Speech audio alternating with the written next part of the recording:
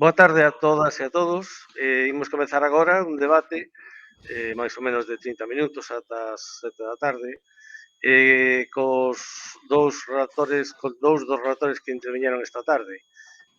Cristina, como xa vos dixemos antes, non se puido quedar a este debate. Entón temos con nos a Álvaro Barros, que nos falou sobre a gaivota patia amarela, Larus micaelis en Galicia, praga ou especie amenazada, e a Iago San Martín Vilar, que acaba de plantexarnos a pregunta que ocorre tras a introdución de especies. O caso da formiga argentina na Galiza. Bueno, seguindo a liña de debate da mañán, requereremos as vosas preguntas e aportacións a través do chat de YouTube, procurando responder a maior número de cuestións que propoñedes. Bueno, pois para iso prego aos dous relatores que tenten non ser demasiado extensos nas súas contestacións, ainda que demos tempo, creo, bastante suficiente. Tamén os relatores poden intervir en calquera momento do debate, plantexando novas cuestións ou aportando a súa opinión sobre calquera tema. Sin máis demora, xa comenzamos coas preguntas. Bueno, a primeira non é propiamente unha pregunta, vai dirixida a Álvaro. Bueno, quero transmitirlle a Álvaro e a vos, a xerada, os que estades agora escoitando, a raíz do que nos comunicou Álvaro con respecto á situación da gaivota patia amarela en Galicia.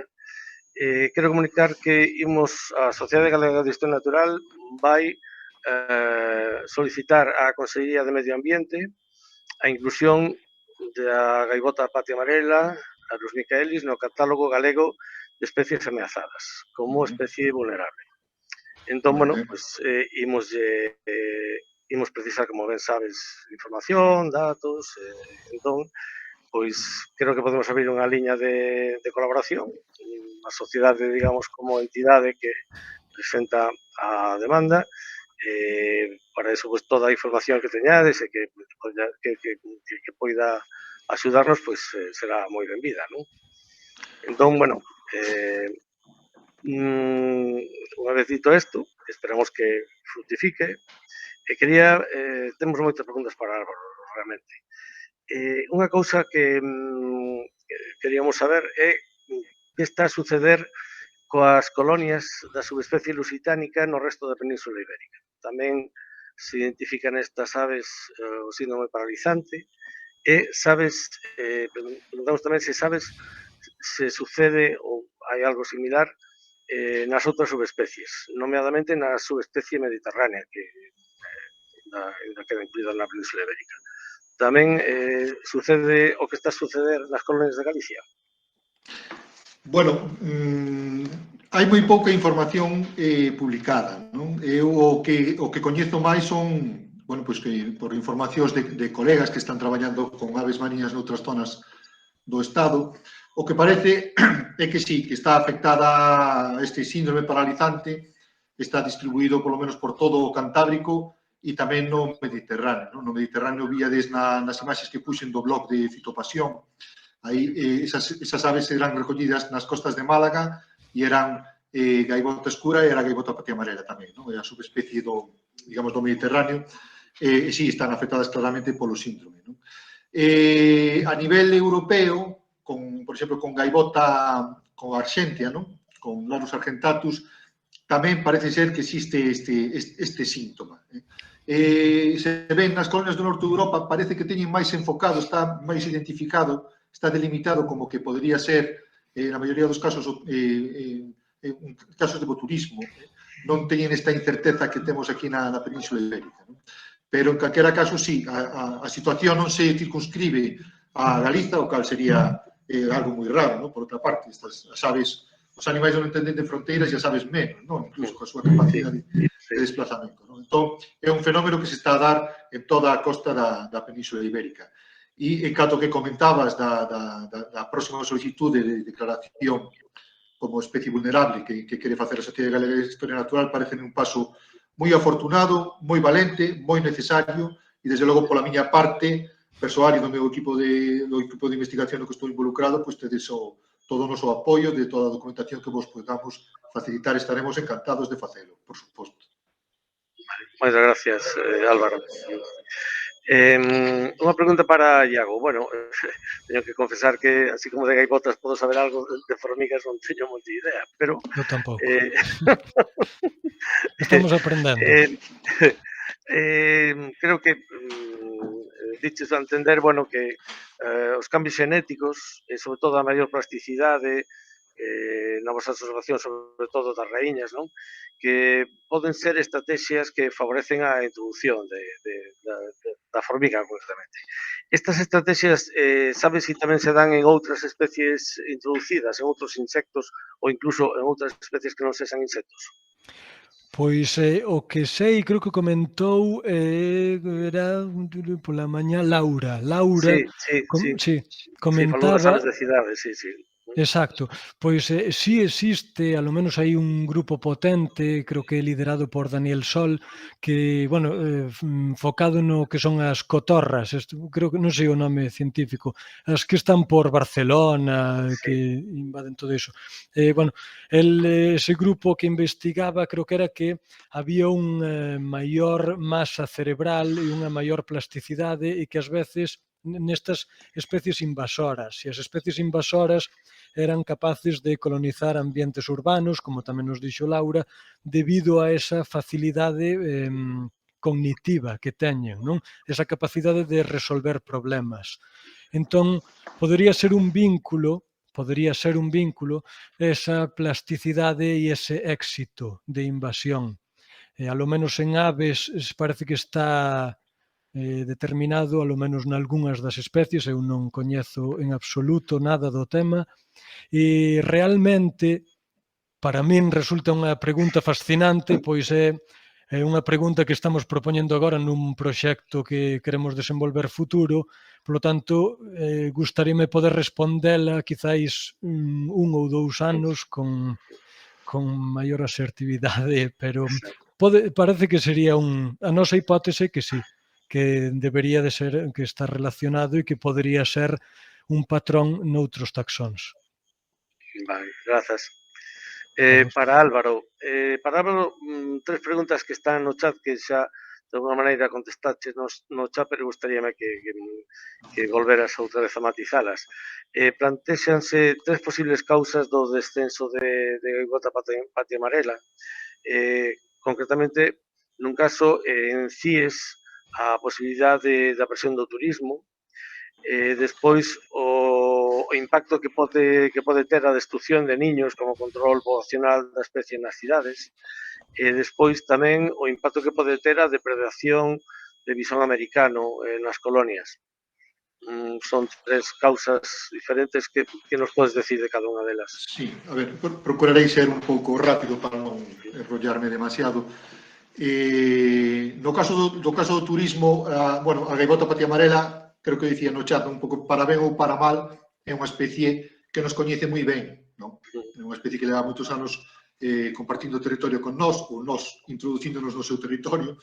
É unha especie moi adaptable que aguanta realmente ben a presión humana, non temos máis que ver pois bueno, as poboacións que temos nas cidades que conviven casi man a man cos habitantes humanos. Non? Eu non creo que o turismo en sí, nunha definición laxa, afecte a gaivota patia amarela en particular. Non? A non ser, por suposto, que ese turismo implique a ocupación de zonas de nidificación, non? Por exemplo, ou a contaminación, o aumento da contaminación por residuos plásticos, non? Por exemplo, nas praias que podan acabar inxerindo as gaivotas. Non? Pero habería que velo punto por punto. Non? Así como o turismo sí pode ter un efecto claro e directo con especies, por así decir, tímidas, non? Como poden ser as especies de aves de presa, ou incluso cos corvos mariños, non? Por exemplo. No caso da gaivota patia amarela, eu, en principio, dubido de que teña un efecto así moi importante. Logo, no tema a segunda era nas cidades, non? O efecto o efecto de control dos niños nas cidades. Bueno, eso está ampliamente demostrado no caso desta especie e de outras especies tamén de gaivota, que estas campañas de erradicación, cando a poboación é moi grande e hai unha poboación flotante, por así dicir, cando se eliminan, por moito que se eliminen os niños ou se maten as paredes que están criando nas cidades, se hai unha poboación flotante grande, vai ser sustituída esos exemplares que morreron por esa poboación, non? Por lo tanto, o único que imos estar facendo é, bueno, pues, matando animais un pouco a lo tonto, por así decir, porque ese sitio que ocupaba vai ser ocupado por outros, non? Nese sentido non teñen eficacia estas medidas. É o que está a pasar, por exemplo, coas matanzas que se fan de corvos mariños grandes en Asturias, nos ríos de Asturias, que se matan, pois, 500 corvos mariños, pero hai 4.000 corvos mariños máis esperando a ocupar eses postos, non? Estou falando así de unha maneira un pouco para que nos entenda todo o mundo. Outra cousa é, nunha situación de colapso poboacional, como que está a sufrir a especie agora, na que se sigan matando aves nas cidades, cando estamos a falar dunha poboación moi reducida que está en descenso. Aí sí que podemos estar afectando a poboación, a nivel de poboación, porque pode ser que certas cidades ou certas urbes hablando unha porcentaxe importante da poboación que funcionen como refuxios, por así dicir, ¿no? Entón, bueno, pues, si temos un tercio da poboación edificando nas cidades, estamos actuando contra ese tercio da poboación, evidentemente imos ter un efecto a nivel global da poboación. E no terceiro caso, falabasme do, recórdame, por favor. Era o bisón americano. O bisón Nas americano, colonias. sí. Correcto. O bisón americano sabemos que tivo un efecto moi importante, por exemplo, na illa de Sálvora. Na illa de Sálvora, a principios de 2000, cando entrou o bisón americano, ademais entrou ou se reproduciu e había unha densidade bastante importante, tivo un efecto moi importante en algunhas colonias. Atopamos moitos animais depredados e moitos niños destruídos.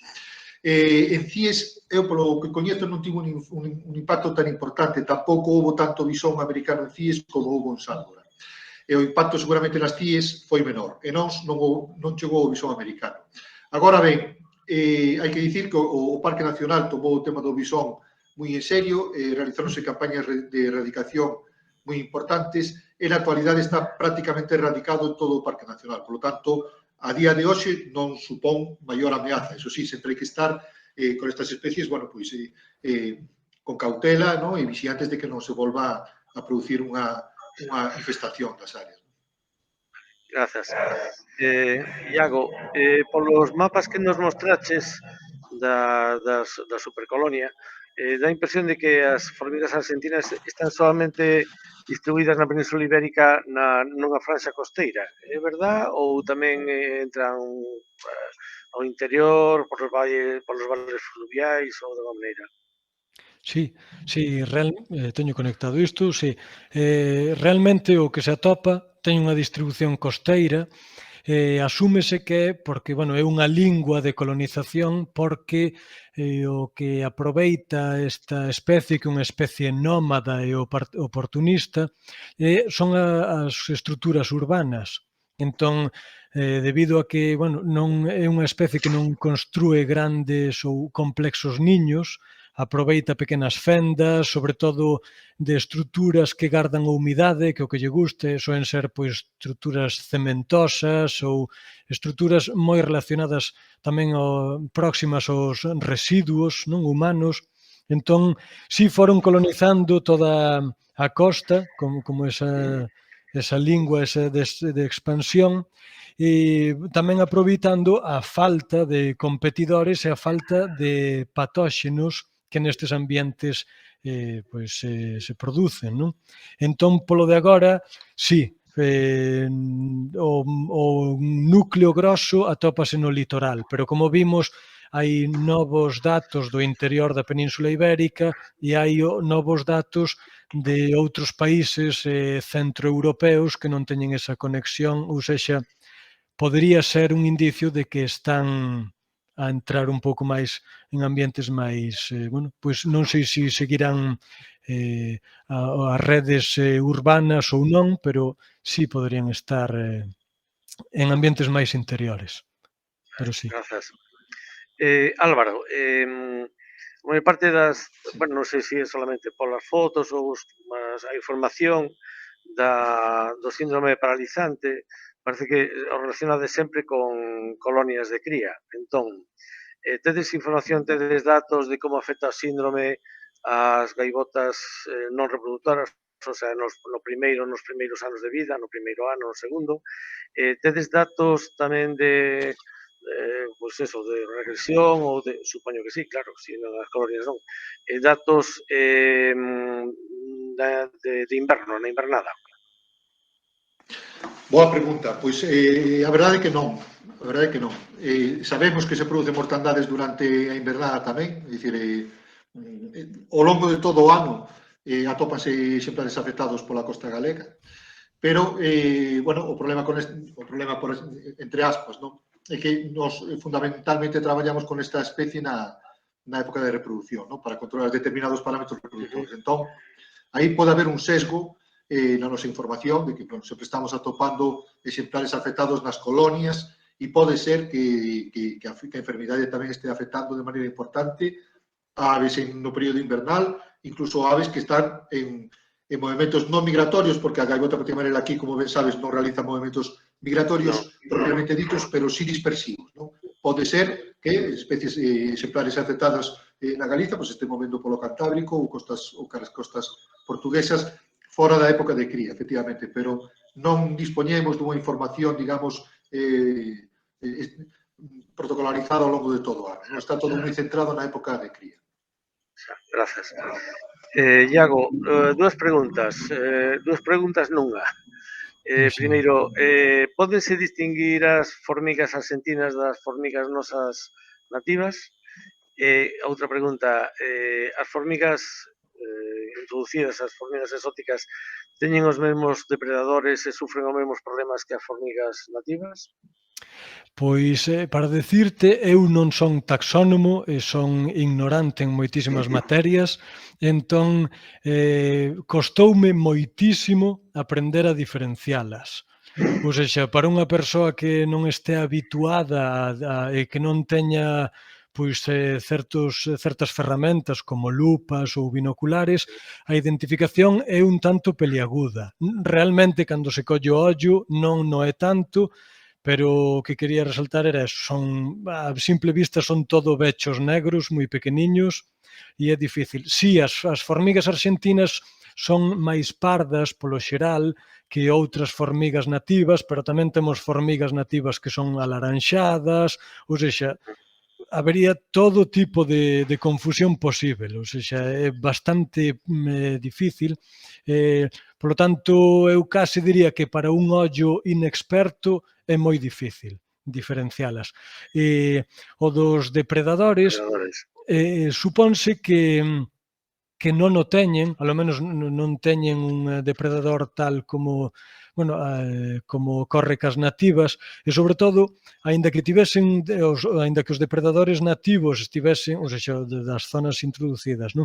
Estivesen a exercer unha forte merma contra elas, debido ao poder de cooperación e sobre todo o amplo número destes individuos, pois digamos que teñen tal capacidade de cooperación e tal masa que non, que a merma que poderían producir os depredadores é mínima sobre estes individuos. Alo menos eu non coñezo literatura científica que diga que exista un control por depredadores nativos. E sobre todo aproveito agora para discernirme que teño o símbolo ao revés da Sociedade Galega, perdón, acabo de darme conta, nada. Iso, ou seja, difícil de diferenciar e eu creo que, aínda que houvese depredadores, estes non serían unha forma de controlar ou se escaparían deles. Vale, grazas. Álvaro, na identificación das especies, Iago, témolo nos máis fácil que vos.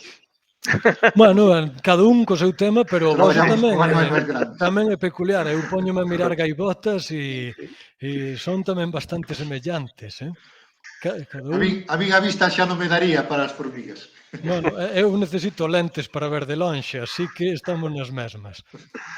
Álvaro, na túa presentación fixeches unha alusión á semellanza que teñen as gaivotas patimarelas con nós, cos seres humanos, o que as fai moitas veces odiosas para nós, non?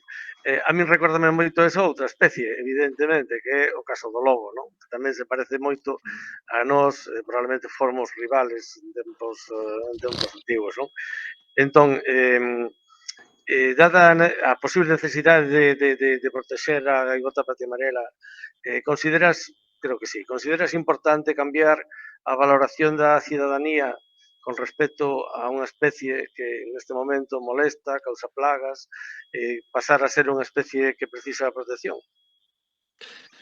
Sí, totalmente. É dicir, eu creo que, bueno, somos a especie, teóricamente, non? Bueno, non, a especie máis inteligente do planeta, non?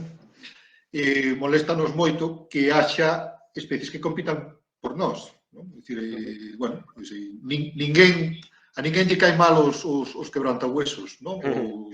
Ou que sei, os porcoteixos. Non, a todo mundo lle resultan simpáticos, pero calquera especie que se meta no noso terreo, que ameace os nosos animais, as nosas producións, a nosa convivencia, a nosa tranquilidade, o noso sono, pois nos produce rexeitamento.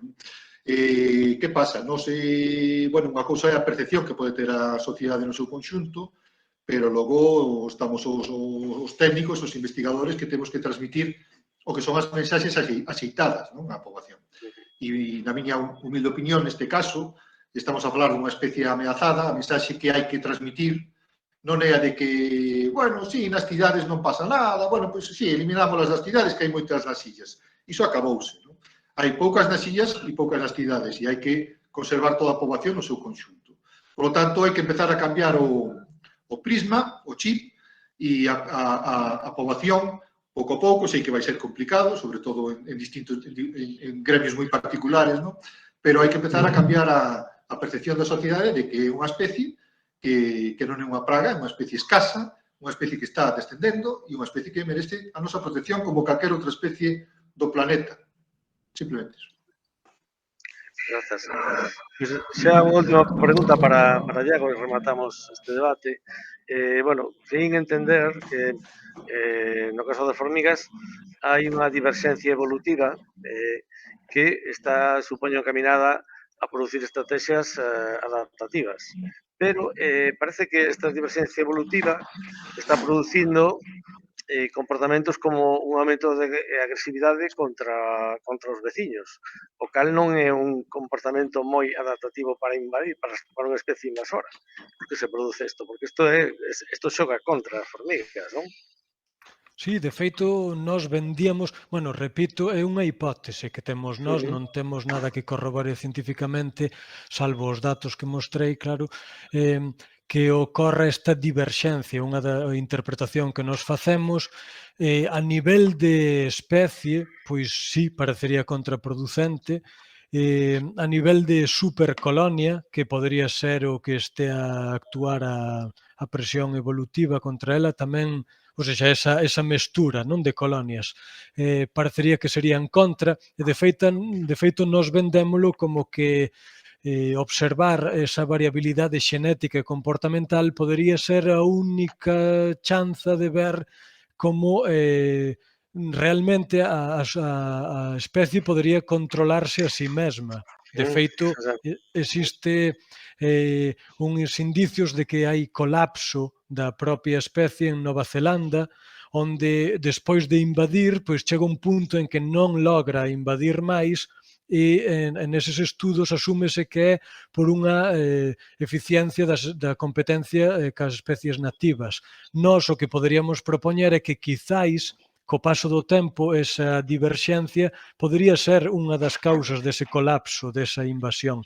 Polo tanto, pois a súa invasión quizáis non sexa un plan perfecto de invasión, entón simplemente a adaptación local estea a ser mesmo contraproducente a elas mesmas. E vou aproveitar que teño a palabra para facer unha breve pregunta, perdón, a Álvaro. Non sei se teño dereito, verdade? Sí, claro, sí. Chamoume a atención, non sei se figuraba na túa presentación, de ser o caso, pido desculpas, se existe algún indicio de que exista unha relación entre a inxesta de plásticos ou microplásticos por parte da gaivota patia amarela con esa merma de reducción poboacional ou ese síndrome da paralizante. Non sei se existe algo ao respecto. Sí, non quixen comentar nada dos plásticos, é unha pregunta moi interesante. Non existe información, polo menos que eu teña visto na literatura, non?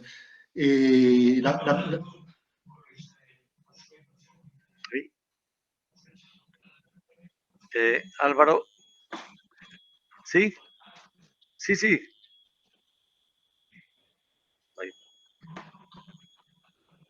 Álvaro, escoítanos. Sí, sí.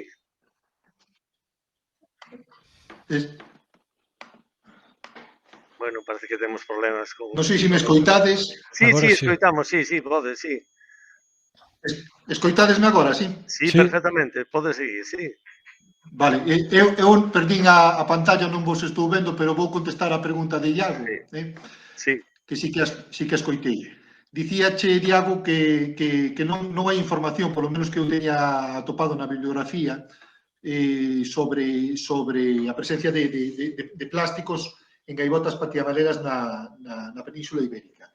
Agora ben, é perfectamente posible que digamos que se produzca unha sinerxia, non? Entre o efecto do síndrome paralizante e a contaminación por plásticos. Desde logo, si un dos efectos do síndrome paralizante é que as aves teñen unha peor condición física, non? Están debilitadas. Se estas aves, ainda por riba, están sufrindo contaminación por plástico, teñen inxerido elementos plásticos no seu organismo, pois desde logo podría acabar, digamos, sería sendo pois a puntilla, ¿no? para eses individuos en concreto.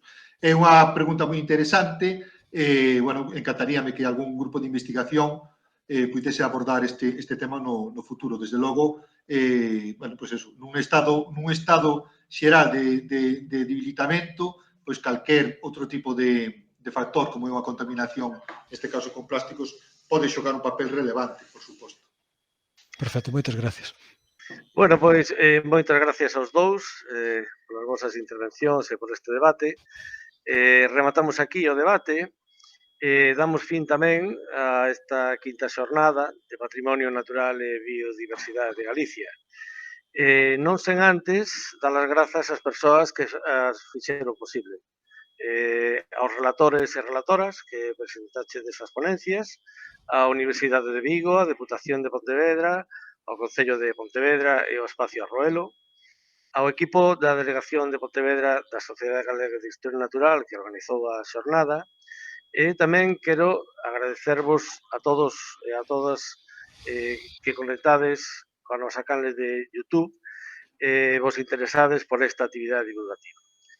Queremos aproveitar esta oportunidade para invitarvos a facervos socios e participar nas actividades da Sociedade Galega de Historia Natural. Esperamos que esta xornada fora do voso interese e esperamos atoparnos de novo nas vindeiras xornadas do ano 2020 que esperamos sexan xa en formato presencial. Nada máis, ata entón. De calor, graciñas. 2022, perdón. 2022. Amuriño, moitas gracias. Adiós. Gracias. Hasta luego.